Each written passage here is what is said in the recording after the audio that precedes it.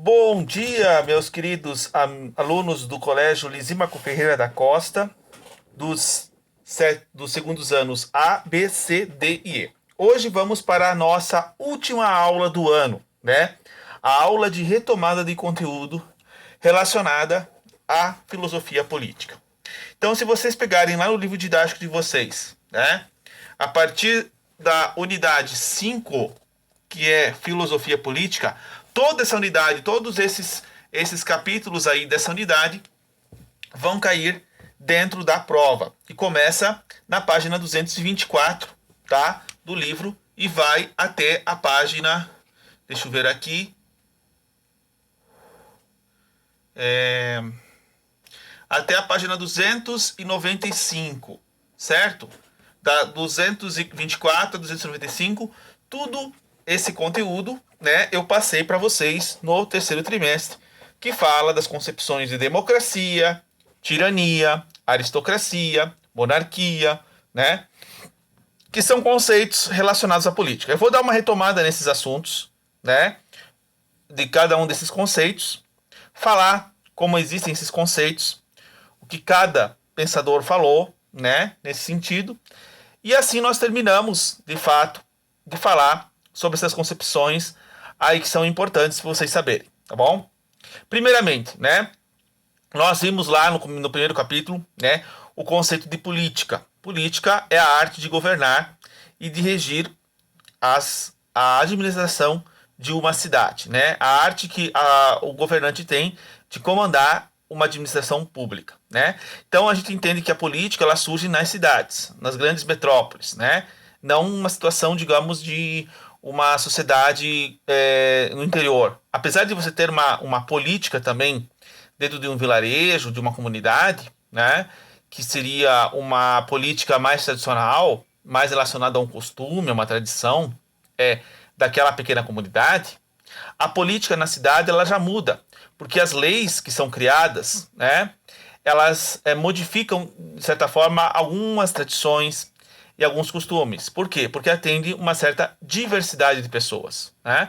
E isso com o crescimento das cidades, isso desde a antiguidade, na Idade Média, na Idade Moderna, na Idade Contemporânea, nós tivemos muitas modificações, né, de leis, né, de tradições, de costumes, e isso ao longo da história, né, à medida das revoluções, das guerras, né, das derrubadas de governos, né, nas alternâncias de poderes, né, nós tivemos mudanças, né? E poder é o quê? Poder é a força de você comandar, né, um grupo de indivíduos ou um indivíduo só. É a força de você coergir, né, a possibilidade de você modificar uma forma de comando, né? Isso dentro de um exército, dentro de uma política, dentro de uma comunidade, dentro de uma organização, de uma instituição. Todos nós temos comandos, né? Por exemplo, na escola, quem comanda, de fato, é o diretor, né? Numa empresa, quem comanda é o chefe da empresa, o dono da empresa. Na política, quem comanda, né, o Brasil é o presidente, o estado é o governador, a cidade é o prefeito, né? Então você tem vários comandos, né, dentro de cada instituição, ou grupos de pessoas que comandam, né, que são grupos que administram a tal instituição, ou uma pessoa só que administra todo o poder, seja jurídico, econômico, social, né, político nesse sentido. Então você tem uma série de situações aí que mostra que a política ela se desenvolve todos os dias da nossa vida.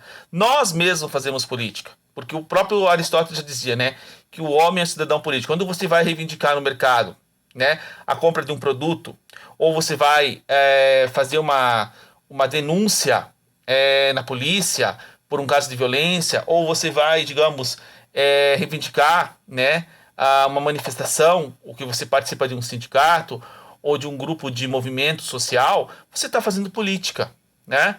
Você faz política todos os dias, você negocia a compra de um produto com alguém, você já está fazendo política, né? Então a política ela está implícita dentro da nossa vida, né? Todos os dias a gente comanda essa política, né? Ou de uma forma violenta, muitas vezes agredindo a pessoa, né? Ou verbalmente, ou digamos violentamente fisicamente, ou você de fato você usa, né, uma argumentação para tentar convencer a pessoa. Não, não é dessa forma, tem que ser de outra forma. Então, a política exige muito diálogo, muita interação, muita conexão entre as diferentes concepções, né? E diferentes maneiras de se concordar entre si, né? E dentro do governo você tem diversas formas de governo, né? A democracia, que nós entendemos como o governo do povo, certo? A aristocracia, o governo dos melhores, os que tinham bens, os que tinham propriedades grandes, rurais, né? Primeiro os grandes proprietários, né? Rurais, que na antiguidade quem tinha terra tinha poder, né? Hoje não é bem assim, né? Quem realmente tem mais posse, quem tem mais dinheiro, de fato é o que tem o poder de comando, né? É essa a situação hoje, né?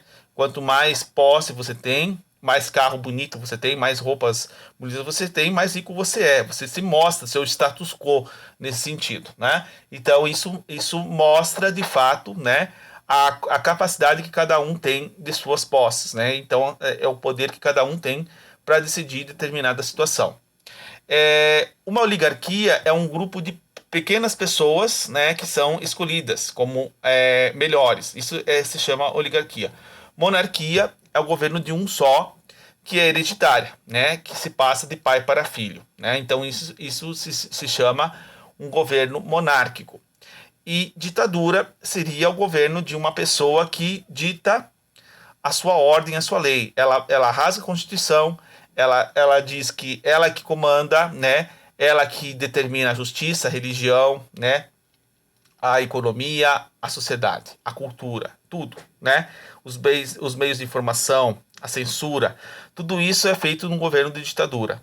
E a ditadura, ela não existe só num governo de direita, ela existe também num governo de esquerda. Tá? Qual que é essa diferença entre direita e esquerda? Onde que surgiu esse conceito de direita e esquerda? Tá? Na Revolução Francesa, né, vocês já devem ter ouvido falar que a Revolução Francesa foi o que modificou a concepção de mundo politicamente, economicamente e socialmente na sociedade. Por exemplo, né, lá na Revolução Francesa você tinha do lado direito do parlamento, né, do parlamento, do congresso que existia na política, você tinha o grupo dos chamados girondinos, né, que eram os caras que eram mais conservadores, mais tradicionais, para a questão política mais relacionada à ideia da monarquia, da nobreza, achavam que poderia se modificar o sistema atual, né? Então, de fato, eles eram mais tradicionais, mais conservadores. E você tinha os grupos de esquerda, que eram os jacobinos, né? Que eram mais radicais, que queriam mudança, que queriam revolução, né? Eles sentavam-se à esquerda do parlamento francês, né? E havia um outro grupo, né, que não é muito mencionado dentro da revolução, que eram os chamados montanheses, que centravam-se mais ao centro do Congresso, né? E ficavam um pouco acima dos outros do direita e esquerda. Esses montanheses, eles desapareceram na história, mas de fato existe de fato o grupo de centro. O que é o grupo de centro? É que não é nem de direita nem de esquerda. Ele tem situações que favorece, né, concepções de esquerda e também situações de direita. Exemplo, partidos que são, digamos, de direita, né, que vocês consideram, por exemplo, que são de fato de direita.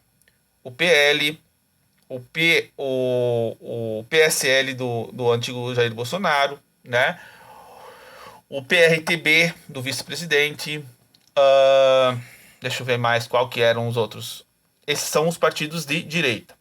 Os partidos de centro são o DEM, o MDB, né, do Michel Temer, o PSD, que é o do governador Ratinho Júnior, né? Digamos, outros, assim, a sua grande maioria dos partidos que nós temos hoje no nosso Congresso Nacional são partidos de centro, né? E, de fato, vocês viram que dentro das eleições municipais, o que ganhou, de fato, foi os partidos de centro, né? E os de esquerda são os partidos, né, que são mais radicais, que querem mudança, que querem revolução, que é o caso do PT, do PSOL, do PSTU, do PCO, né? E tem outros aí, do PCdoB, né? São partidos de esquerda, né? Partidos que, de fato, pensam numa questão radical. Por exemplo, o PSDB, que é o partido lá de São Paulo, ele é um partido de esquerda, porque está relacionado à social-democracia, né? Quando se fala numa questão social e democracia, você está se voltando mais uma ideia de esquerda. Quando se fala, por exemplo, de empresários, banqueiros, ruralistas, né?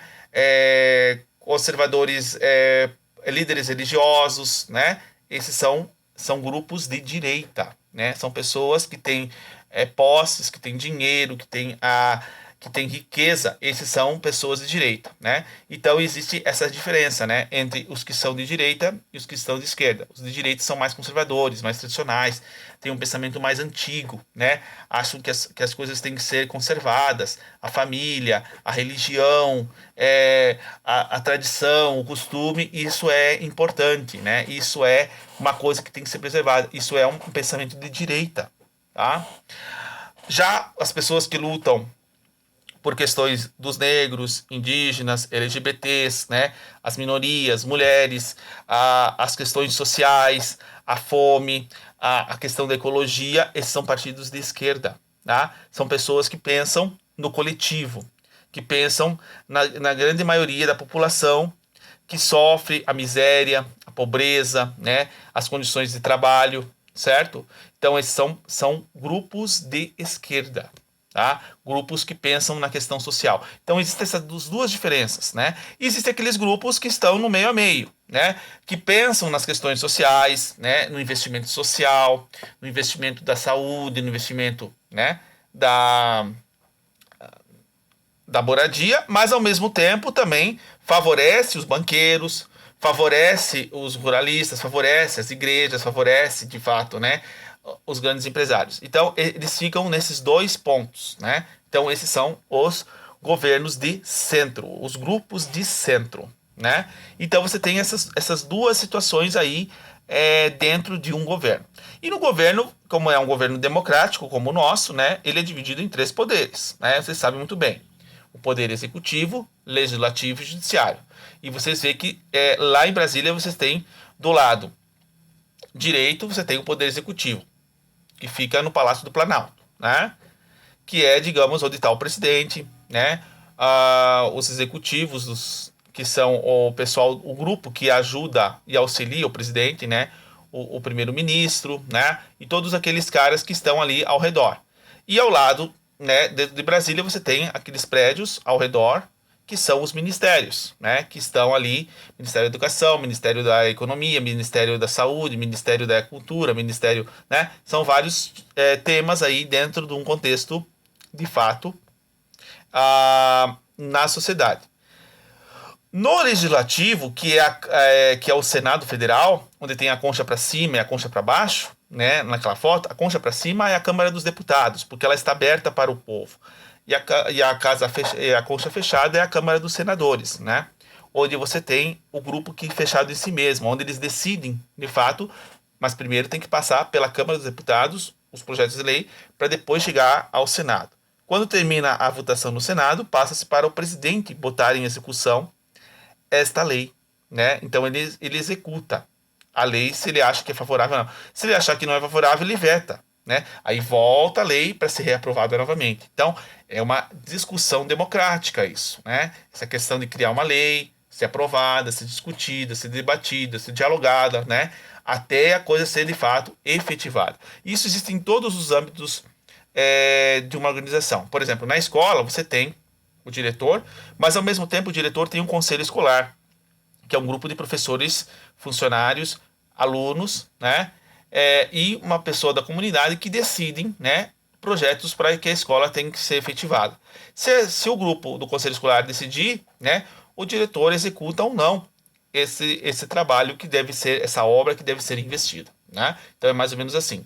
Dentro de um condomínio, né, onde eu moro, por exemplo, existe um síndico, existe o conselho fiscal, né, que auxilia a ver se as contas do condomínio estão corretas, aprova junto com a síndica e estabelece junto com a síndica o que são as prioridades para o condomínio ou não, né? Se for de fato, se estiver dentro do orçamento, de fato as coisas realmente acontecem, né? Então existem grupos que comandam, né? Dentro desse grupo maior, que é um grupo de fato democrático, né? Por isso que existe essa situação, né? Existem separações de poderes. Do judiciário, que seria o governo dos juízes do Supremo Tribunal é o governo que fiscaliza as leis, que julga se as leis estão corretas, se elas não vão favorecer o povo ou não, se elas vão ser corretas para a população ou não. Então há esse julgamento dentro da lei que de fato executa se a coisa deve ser certa ou não. Então existe nesse sentido o judiciário tanto no sentido federal como no sentido regional, né? E os deputados, existem os deputados federais que estão em Brasília, né? E existem os deputados estaduais que estão na Assembleia Legislativa do Estado, né? Que fica aqui em Curitiba, no Paraná, ali perto do Palácio Iguaçu. E o Palácio Iguaçu é o local onde fica o nosso governador, né? Que fica ali no Centro Cívico. Ali é toda uma estrutura, também tem toda uma estrutura arquitetônica com relação digamos, a estrutura do judiciário, a estrutura do Tribunal de Contas, fica ali perto, a estrutura da Assembleia Legislativa, né? O Palácio Iguaçu e a prefeitura lá no canto, né? Que também seria, por isso que é chamado Centro Cívico, né? Que é a civilidade, né? Digamos, é o local onde estão os poderes que comandam o estado e a cidade de Curitiba, né? Para que vocês possam entender um pouco melhor essa situação. Então, de fato, existe tudo, né? E cada cidade também tem, né? Por mais que seja menor, do interior, tem a prefeitura e tem a Câmara dos Vereadores, né? Que de fato é separado, né? Aqui em Curitiba vocês veem que a Câmara dos Vereadores ela é bem distante do Centro Cívico, né? Ela fica, digamos, ali na Visconde de Guarapuava com, né? A Praça Carlos, acho que é Carlos Gomes, né? Não, não é Carlos Gomes, não. É outra praça, não lembro o nome. Que fica perto do Shopping Estação ali, né? Então, é diferente, né? É um lugar afastado. Não sei por que motivo que é afastado. Isso eu já não sei porque eu não sou, de fato, curitibano nato para saber por que a Câmara dos Vereadores fica tão longe do Centro Cívico, né? Mas, enfim, né? A gente sabe que existe, né? Esses dois pontos aí nesse sentido. Bom, a não ser talvez por causa que a prefeitura era um pouco mais próxima antes, né? Ficava ali no Paço da Liberdade, né? Então, talvez devido a esse fato de ter uma distância mais, né? Ter afastado um pouco essa distância na construção de uma nova, né? Uma nova sede mais para frente. Então, de fato, eu acho que deve ser de fato isso, né? Por isso que de fato é separado. Mas, enfim, né? São essas as concepções que nós temos, de fato, no conceito de política, né? E cada pensador vai pensar de uma forma, né? Como eu falei lá, o Platão ele defendia que somente uma aristocracia de senhores sábios é que poderiam comandar a cidade, né? Então você escolhe os melhores, os mais os mais sábios, os mais instruídos para governar, né? E de certa forma a gente tem esse pensamento hoje de que a pessoa que tem bastante conhecimento, que sabe lidar com uma sociedade, é aquela que tem o poder de comandar, né? Porque tanto para Sócrates como para Platão, a política era a arte mais difícil de se fazer, né? Era a arte mais difícil de se organizar a sociedade, porque você trabalha com pessoas, você trabalha com diversidades. Então isso tudo é complicado, né? De você trabalhar questões desse tipo, né? Então o Aristóteles vai dizer que todo cidadão não é só o grupo dos maiores e melhores que comandam, mas todo cidadão é que vai poder ter, né, o direito de fazer política, né, de organizar uma sociedade, né, porque de fato lá na antiguidade já havia o que nós conhecemos hoje, a política da República de Famílias, né. O Brasil é a mesma coisa, né. O Brasil você tem o governo de pessoas que já os seus antepassados já eram políticos, né? O pai passa para o filho passa para o neto passa para o bisneto, e assim sucessivamente numa questão vitalícia, né? Uma questão hereditária, né? Sempre os mesmos sobrenomes dentro da política brasileira, né? Nada muda. Isso não só na política do estado do Brasil, mas no Paraná também. Sempre os mesmos nomes estão na política, dentro, digamos, da Câmara dos Deputados quanto do governo, né? Então, de fato, você sempre tem os mesmos nomes, né? Antigos dentro da política. É muito difícil, né? Mudar esta estrutura de poder, né? Que de fato existe dentro de uma sociedade, né? Então você tem diversas situações ideológicas, né? Porque cada partido vai ter uma ideologia Só que hoje não se valoriza mais tanto uma ideia ideológica de política, uma ideia filosófica de política. Se privilegia a pessoa, né? A pessoa, o caráter do político, a questão ética do político. Ele não pode ser corrupto, né? O que prevalece hoje é que a pessoa não pode ser corrupta. É só isso que o político não deve ser. Agora, ele não pode, digamos, ser um cara, né? Se o cara não faz nada, se o cara fica ali, né, só administrando, não investe no país, né, ele não é nada. Ou seja, né, o político ele tem que saber conciliar entre as duas partes, entre ricos e pobres, né? O próprio Maquiavel dizia, para se manter no poder, você tem que, de fato, ajudar seus aliados, mas ao mesmo tempo você tem que favorecer tanto a população quanto os mais ricos, né? Então você tem que ter esse jogo de poder dentro de uma organização governamental, né? Então vai dizer os contratualistas, uma sociedade civil, a sociedade civil tem que obedecer às leis, né? Tem que obedecer o comando, tem que obedecer o povo. Alguns outros vão dizer que tem que obedecer àqueles que são os mais ricos. Outro contratualista vai dizer que vai ter que obedecer ao rei. Então cada um vai puxar de uma forma diferente, né? A situação dentro do Estado. E o Estado, né, como nós conhecemos, ele tem que dar segurança à população, ele tem que dar moradia para a população, ele tem que dar educação para a população, ele tem que dar saúde para a população, né? Só que ele dá de fato isso. Porém, hoje, de fato, a saúde é precária, ainda continua sendo. A educação é precária, ela ainda continua sendo, né? O transporte é caro e continua sendo.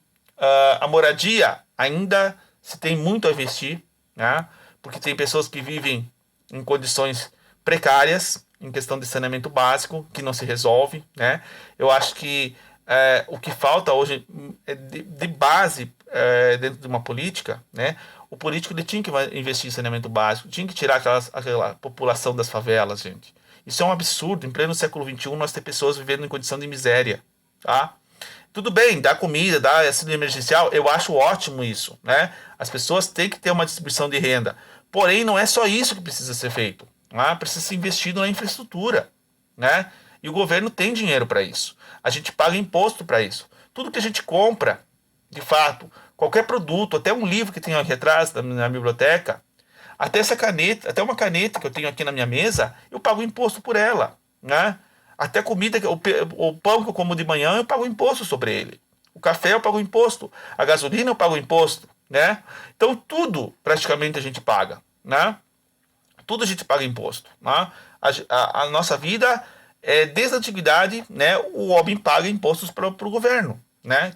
Que é o dinheiro que movimenta de fato o investimento que deveria revoltar para nós em educação, saúde, né, e segurança. Só que não acontece, né? Por quê? Porque muito desse dinheiro que vai para o governo, ele é desviado, né, por grupos que são corruptos, né? Então a corrupção ela sempre existiu. Esse negócio de dizer que vai acabar com a corrupção, isso não existe, gente. Isso é balela, tá? Dizer que a corrupção vai acabar, tá? Isso aí é besteira. O próprio brasileiro é corrupto, né? Quando ele adultera um cheque, quando ele fura a fila, né? Vocês, por exemplo, são corruptos quando vocês resolvem colar a prova dos colegas de vocês. Isso é corrupção, isso é plágio, né? Copiar trabalho na internet é plágio. Ou seja, você mesmo está sendo corrupto, né? Nas suas ações do seu dia a dia. Como é que você quer que os seus representantes, né, sejam honestos? É difícil, né? Então tudo isso mostra, né, que a mudança da política começa com a atitude de cada um, né? A atitude e o caráter de cada pessoa, né? Só que para isso mudar demora muito tempo, né? O povo brasileiro, né, de uma certa forma, ele sempre foi malandro, né? Aquela ideia do malandro que se diz assim, o jeito brasileiro de ser, né? O que é o jeito brasileiro de ser? É o jeito de ser sem vergonha, é o jeito de ser corrupto, é o jeito de fazer malandragem, né? De favorecer a si mesmo e desprezar o que os outros precisam. Ou seja, não se pensa no coletivo, né? Nunca se pensou. As pessoas, por serem capitalistas, por pensarem em dinheiro, elas vão pensar no seu próprio egoísmo. Elas não vão pensar no bem para todos, né? Sempre vai prevalecer aquilo que é bom para mim, né? para os outros que se dane. É mais ou menos esse o pensamento que todo mundo tem. Né? Por isso que cria-se o racismo, cria-se o preconceito, cria-se a exclusão social. Né? O preconceito não é só por questão de sexo ou questão de cor. O preconceito pode ser questão da pessoa, a maneira como ela se veste, a maneira como ela fala, a maneira como ela se alimenta, né? A maneira do jeito dela ser, né? O bullying que vocês praticam na escola também é uma forma de preconceito, não? Com relação ao colega, porque é diferente, né? Porque tem um nariz diferente, porque tem um olho diferente, porque se veste diferente, porque é de maneira de ser diferente, né? Então, de fato, isso tudo mostra, né, que existe em todo o pensamento humano, né, essas situações que são complicadas de se resolver. E a política, a ética, tudo isso envolve todo esse pensamento aí em relacionado aos conceitos políticos. Eu acho que eu fui bem claro aqui nessa exposição, né, de todo o conteúdo que nós vimos aí, né, ao longo do terceiro trimestre, né, que fundamenta essa situação. E qualquer dúvida que vocês tenham em relação a isso, postem lá no mural, né? Perguntem. Eu vou publicar a prova amanhã para vocês, mas eu espero que todos realmente consigam fazer bem essa prova para nós podermos fechar bem a nota do terceiro trimestre, tá bom? Além dos trabalhos de recuperação que o pessoal já está fazendo lá do nivelamento, né? Além dos trabalhos de recuperação lá da Semana do Conhecimento, precisamos que vocês façam todos esses trabalhos, porque já estamos nas últimas semanas aí para encerrarmos e fecharmos as notas de vocês. Eu agradeço a todos por terem, digamos, me ouvido ao longo deste ano, né? Mesmo que foi por a distância, mas eu vi que muitos participaram dos meets que eu fiz. Eu fiquei triste porque a maioria não sequer participou, tá? Mas eu desejo a todos, né, um bom fim de ano, tá bom? E se vocês quiserem meet, vocês têm que pedir para mim, né? Porque daí eu vou fazer. Eu não vou fazer meet enquanto vocês não pedirem. Se, por exemplo, vocês ligarem para a Márcia e dizer, queremos que o professor de filosofia faça mais um meet conosco, eu faço, eu abro um horário aí para nós podermos fazer, tá bom? Só que agora eu sei que muitos professores têm o meet, digamos, semanal. Eu faço quando realmente precisa da extrema necessidade, tá bom? Um grande abraço a todos e bom final de ano.